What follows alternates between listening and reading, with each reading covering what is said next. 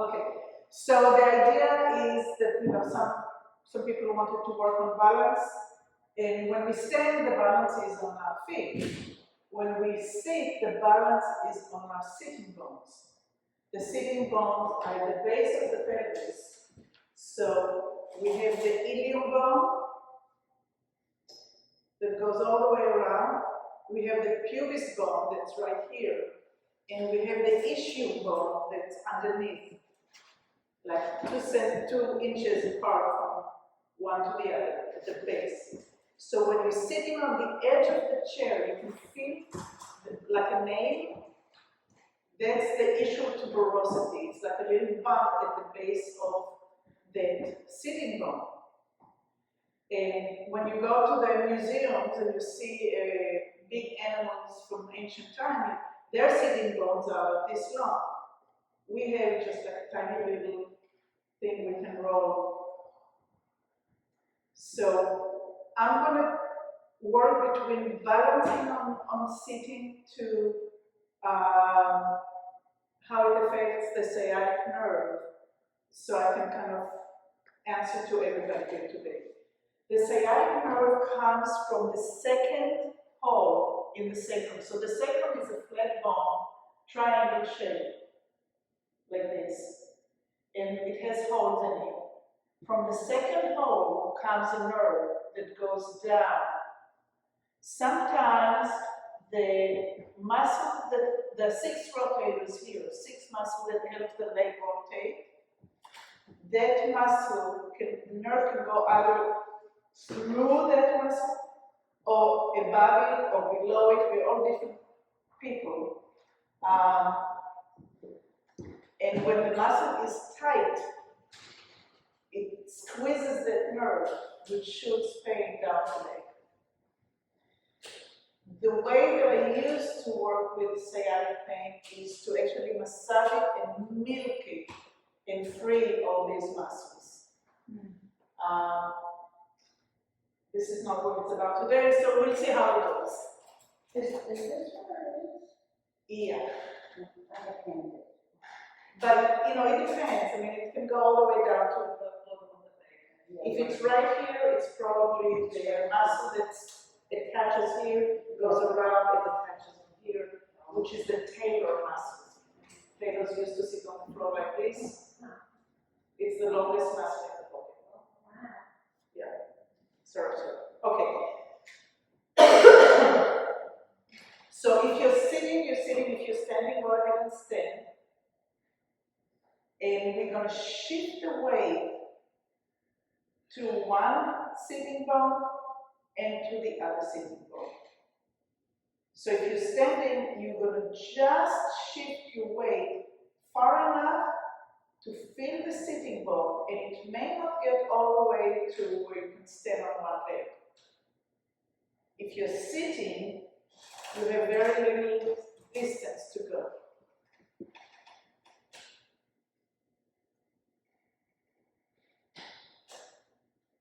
Now it's going to be a little bit juggling.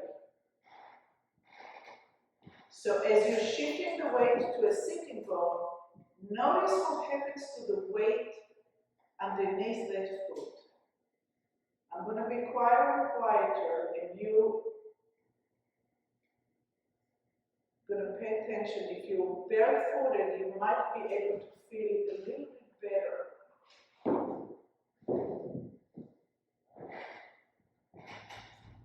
As you're shifting from the belly button, from the center to the sitting bone, what happens to the weight?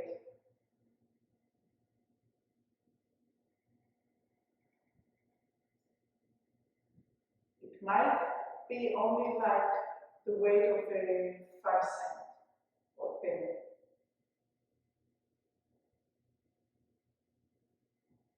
Now, are you shifting the weight, and are you doing anything with the upper body? Are you going out with your torso? Is it necessary? You're trying to be as economical as possible and a good listener as much as possible. And the listening is from within. when I shift the weight to the sitting bone, I'm still not in the bone of the leg, I'm not in the femur, not in the thigh bone, I'm just on the weight. I'm on that nail that I sit on. And how can I do the minimum necessary? You're not lifting a suitcase, you're maybe shifting a pencil on a paper. And as you're doing it, some of us taking the shoulders out, the heads out. Is it necessary? Can you make it very, very small? Just an inch from the center to the sitting bone. Is one sitting bone closer to the chair than another?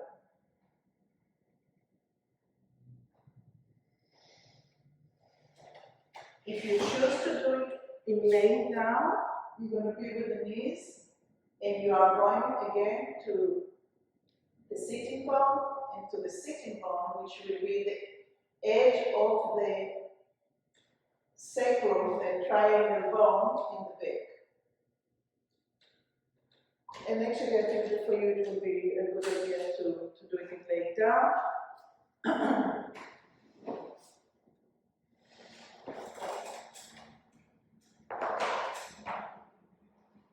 Okay, let's come to the center.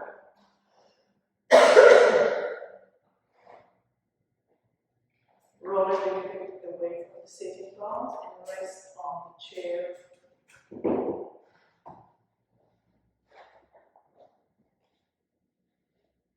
Was it harder? Okay, then come back up. Was it harder to go to one side than the other? Could you feel that one side was, no big deal, a little bit more of an effort, like you didn't want to go there?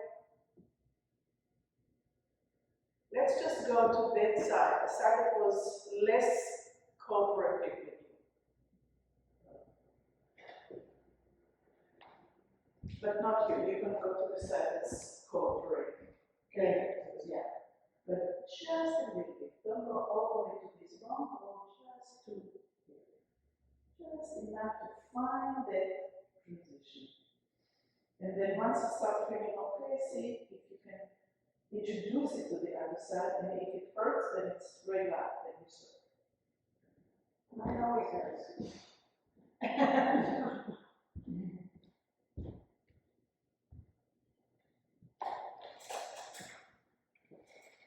Okay, so you're going to keep on doing what you're doing on the floor, and we're going to go to our right side and get your weight all the way up to this leg, on the right leg. So the left side is off the ground. Notice how far your ribs are, how far is your head, and come back. So put your hand on your ribs, and as you shift your weight to the bone, notice what the ribs are doing.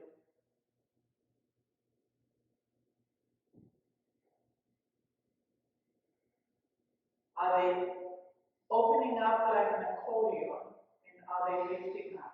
And if they don't, ask them to have like a sense of lengthening, opening up.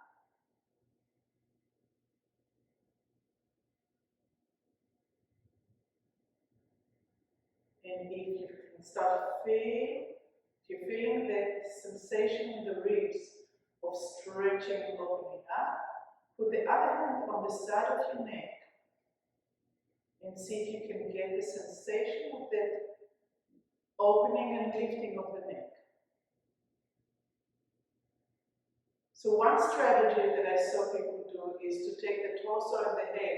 Oops, that really will tumble you over if you went too far. Another strategy is to take the head in the opposite direction. But right now we're going to go up as you put your weight on this leg.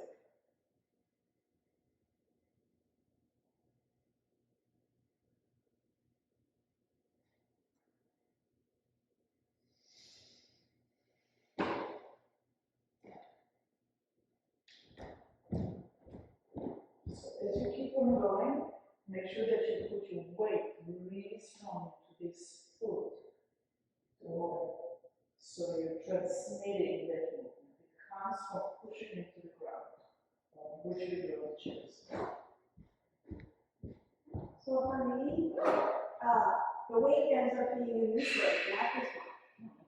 I think that's your problem.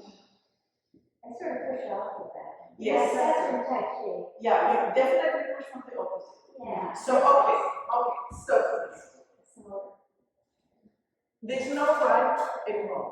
There's possibilities galore, okay? And many times in the class, we'll just look for more and more possibilities. So right now, I'm asking you to get off balance so you can balance, right? We talked about equilibrium and balance. It will make sense for balance to push this foot to come up so I can stay stable. Absolutely efficiency. But that's not what you asked me. You asked me to find how do I get up from the chair and not be out of balance? And how do I get into one leg and not fall? So I'm taking you from the center of balance. And we have to do something with the ribs. We have to do something with the elongation to take it from the center to the femur, to the bone. Yes?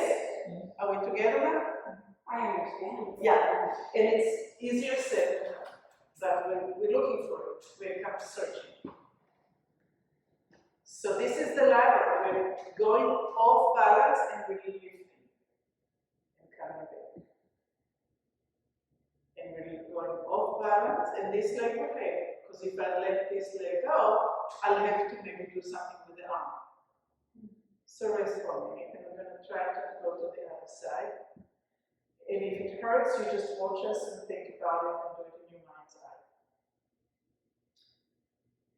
We're going to shift until we find and come back. And we take the hands and we feel how the ribs are opening.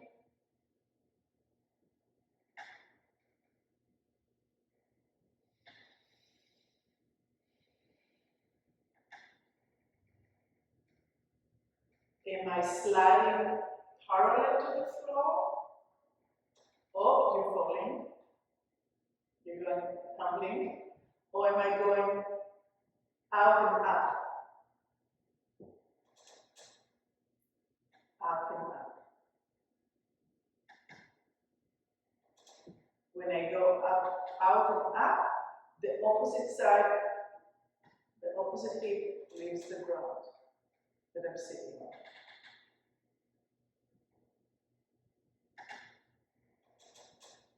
And now you can feel if it happens also in your neck. If there's a little bit of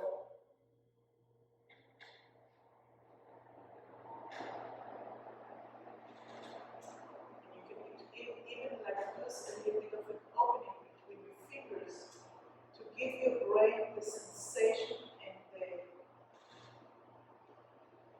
impetus or the encouragement of coming side and up, not forward, but side and up. That you're going forward and up, side and up. Okay, and rest.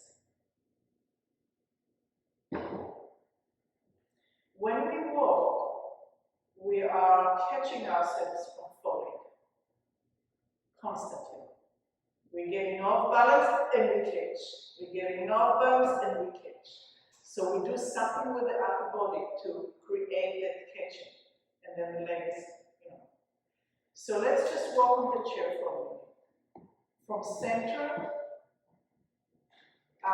without the heels. It's the hip. It's the hip. Without the heels. It's hip, hip, hip, hip, hip, hip, hip, hip, hip, hip, hip, hip, hip, hip, hip. some of us are doing ribs, ribs, ribs, and some of us doing up, hip, up, hip, up, hip, even if it's tiny, tiny, tiny, little bit, and rest. Okay. So that's one movement. The other one would be forward and back, forward and back, forward and back, forward and back, and forward and back, and forward and back, and forward and back, and forward and back, forward and back, forward and back, forward and back. And now put your fingers on your knees and feel the resistance, feel the pushing forward. And notice if your knee wants to do this, going in, direct it right over the foot. And now the sitting bones are going forward and back rather than side to side. The combination of both movements will create the walking. So now,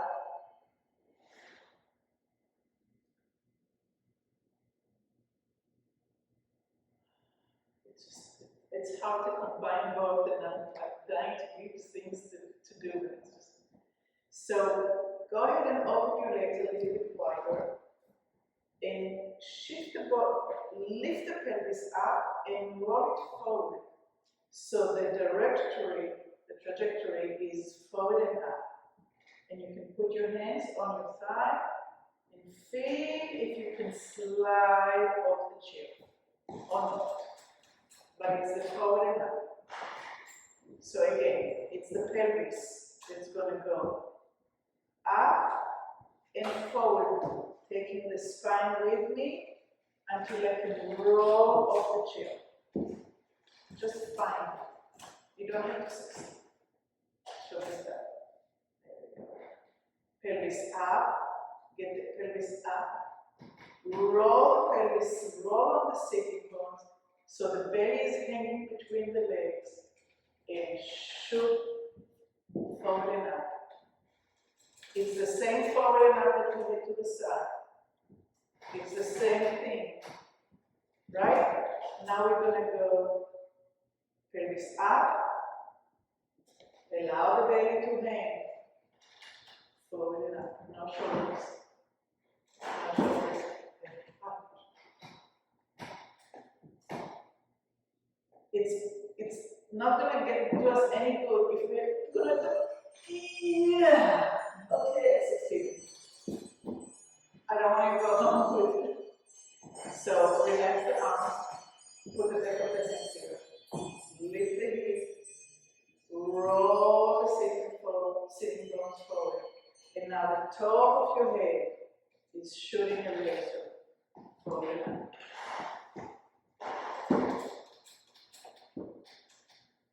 In the first book that I read by Feldenkrais, there was a description of putting your feet on scales and shifting the weight and looking at the weight going up, up, up, up, up, up, up, up, without going up and back down. And coming from the world of dance, I have this habit of weighing myself daily. I can't get rid of it. It's just heavy. And every morning I try to get one leg and the other leg and try to get it to just the right, without that. So that's what we're looking for now. The movement of the pelvis with big muscles here, shifting, supporting us, pulling, connecting with the feet, with the heels, and the head is lasering forward and up. So your legs are way wider than your feet. Bring them in a little bit. And up, and forward, and there you go, much better. Another way you can change the angle of your toes a little bit. Try different placement of the legs, the feet, toes, to find the up over to slide out and up. There. So the idea is not to be up. The process is what you're looking for. It's sliding out to come up. Very much smooth. And one more time. And first, get out of yourself, fold to find the right. So this is going to the bathroom without a toilet, right? You want these muscles to be strong. It's also not ladylike, which is why we probably always think that women get up before men. Yeah, it doesn't make sense to go out like this. No. It has no stability. No. Yeah, you want to be at least hip width apart. So you put your skirt in between and you go forward and up. Now, another way to look at it is to, if you are a woman and you're modest or so, and you have a skinny skirt, is to have one leg in front of the other, because then you can take, every bone is in a rotation with elliptical spiral. So we're going to go, so right now I have one hip behind and one hip in front. So I'm going to go into the opening inside.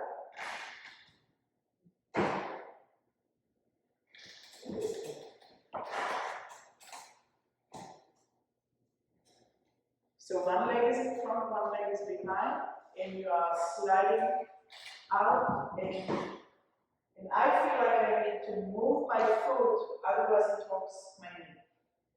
So pay attention to what needs to be adjusted. Oh, it's the chair, that's great. Who else is in here? Alright, so it's curving and undulating in.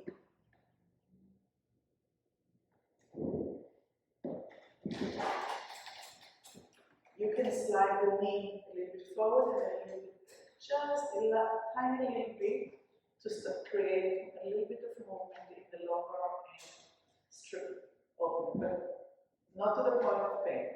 So you're just rolling the knee and bringing it back. And you're rolling the knee and bringing it back. Starting from the pelvis.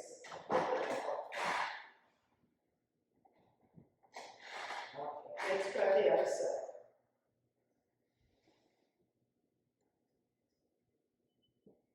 So now we're going to go into the opening side.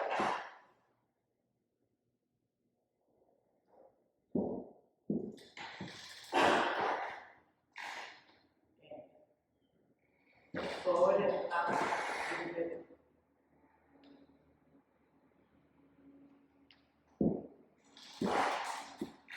Pelvis is up, over, into the opening side.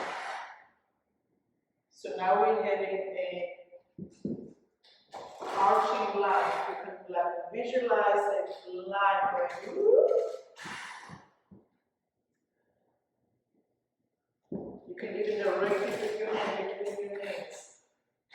Up, forward, and curving to go up. Okay, and rest for a minute.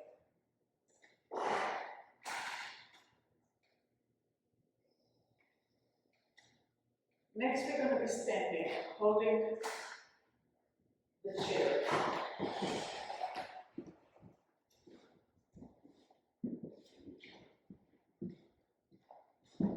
And we're going to bring the weight into the toes and into the heels. And as you do that, listen to the knee. Is the knee locked?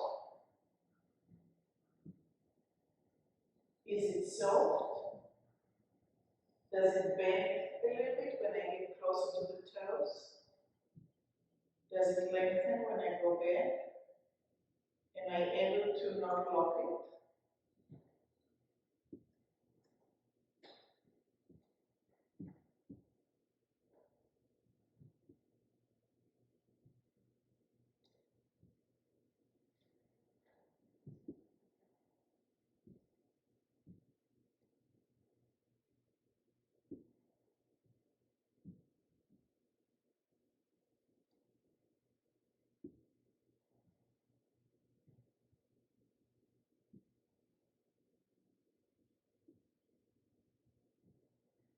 And allow the knees to be responding to the shift of weight.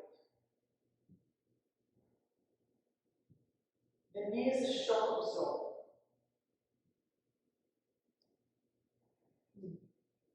And it transmits from the bottom up and from the top down.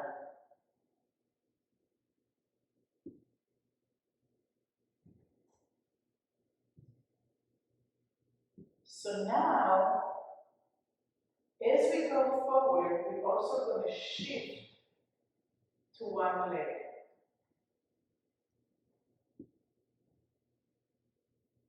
Do the same leg again and again and again. And notice if you're rotating the hip or you just go forward. Are these bones changing? Are you doing something like this? Or are you dropping the pelvis?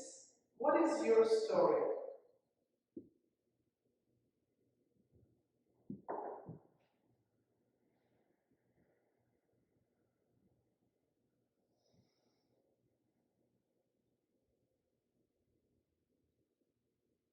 Stand just as far as you can put your fingers on the chair, not too far. So there's really no reason to create a stretch. We're looking at shifting weight. And now get to that place where you shifted weight. The knee is comfortably above your toes. And see if you can let go of the other leg. Feel it off the floor. And put it back into the floor and come back. And go forward as you come into the left foot. And then see if you can feel it off the floor.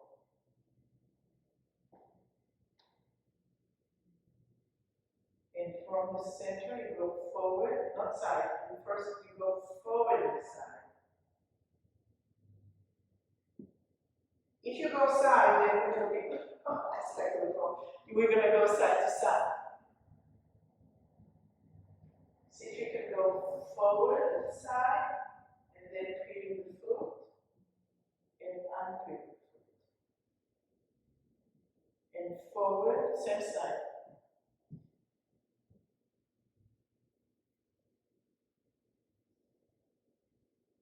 And do you need the chair at all? How much weight do you put on the chair? It's good to have it as support, but are you relying on it? Like if you put to the back of your fingers.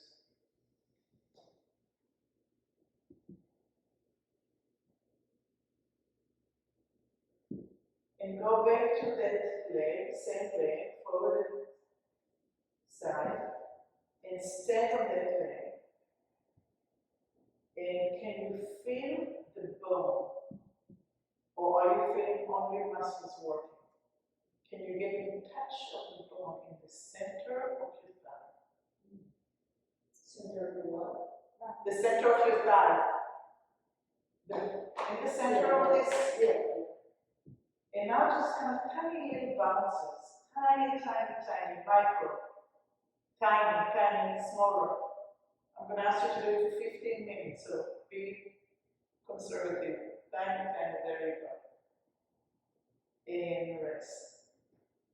And just rest for a minute.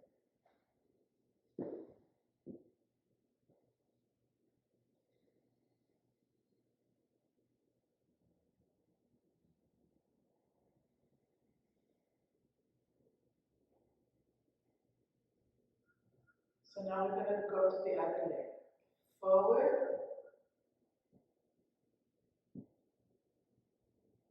And back. And forward. And now gently peel the other foot. And breathe it down.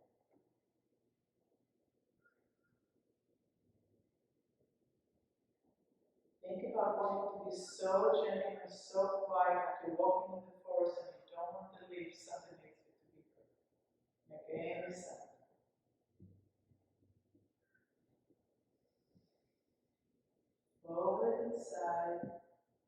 is more forward than side, right? From the center of the body to the bone, it's not a very long distance. Forward and side. And if this is hard, then do less. Find out that maybe you don't need to go that much forward, that you need to be more on the metatarsal rather than on your phalanges or on the toes.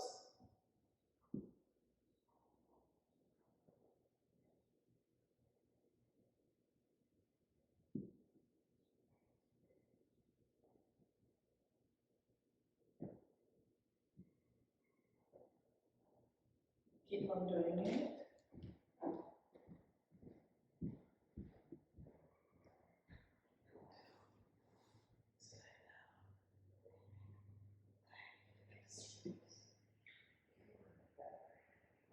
So do it here.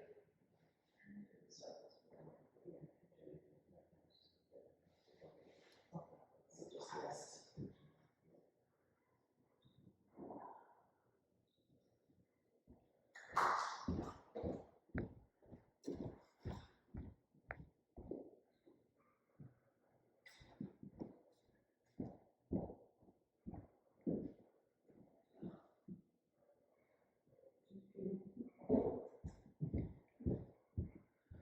And stand on the leg and find the bone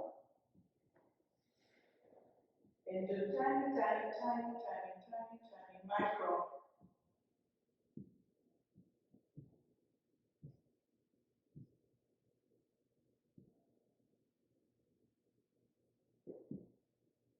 And rest.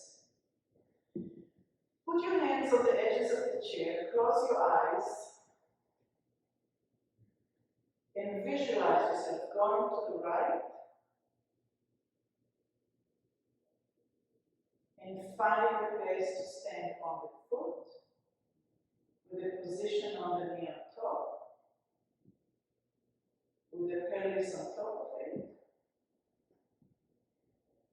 with your torso on top of that, with the head being in the center, with the eyes maybe going towards the direction of that foot. And let that image go.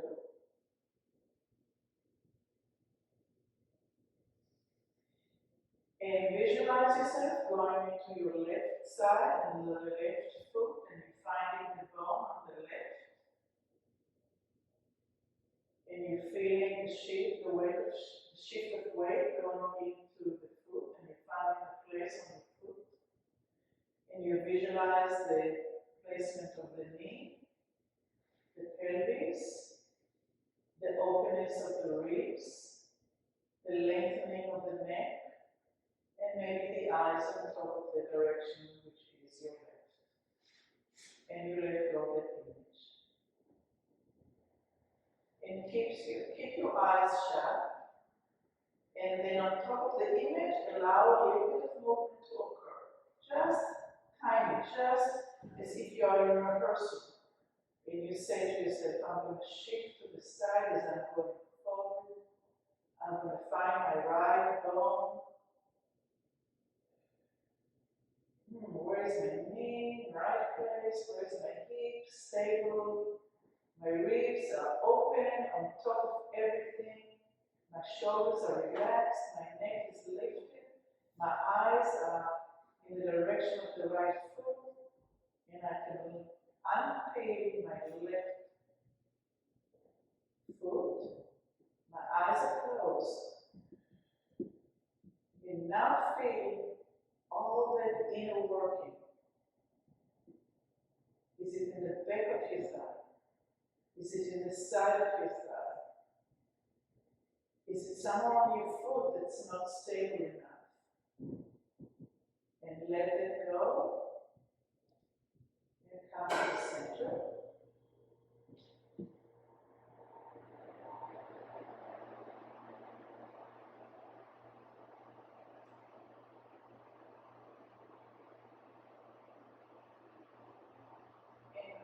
After the next breath, again, with your imagination,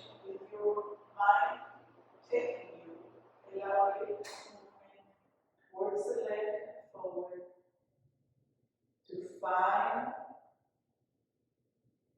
the bone of the left leg, to find the placement of the foot, the knee on top of it. Do you need to let go anything in the knee? Do you need to bring your pelvis a little bit more forward? Are your hips lifted? Is that side of your neck lifted? Are you able to unpick your right foot from the floor? Your eyes closed, your hands are on the chair, and pay attention to the working of you finding balance.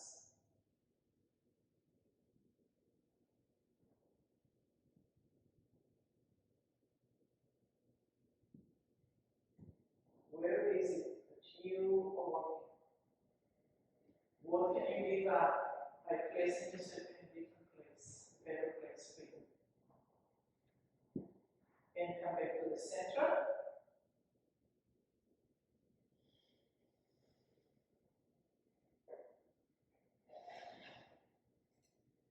And bend both knees and put your fingers on your belly button, one finger on your belly button. And now put 3 fingers underneath it. And then put the other hand finger right there. And concentrate on that spot. And look forward.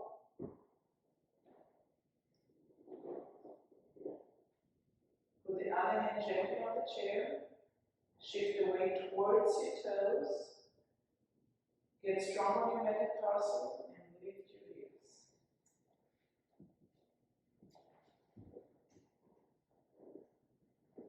Lower the heels. Come back to the center and lengthen the legs. So your 3 fingers underneath the belly button. It's a place that in every Eastern philosophies, this is a very important place, or we kind of look at it as the center of balance for us. And as we bend the knees, we get a little closer to the ground, shift the weight, lift the heels.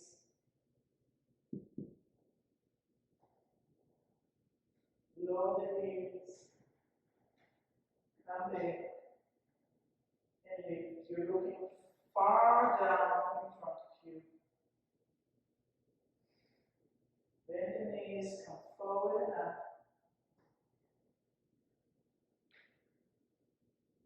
Can you do it again really quietly, as if not to wake anything up?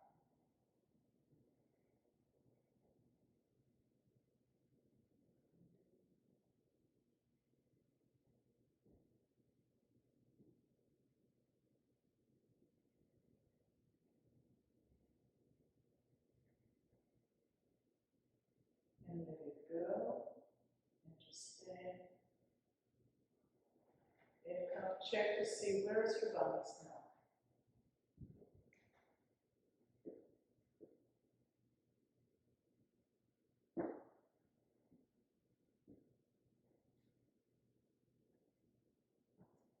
Is it improved? Can you tell that you need to shift to the side, find the bone before that? And this is also in walking. Balance, balance, balance.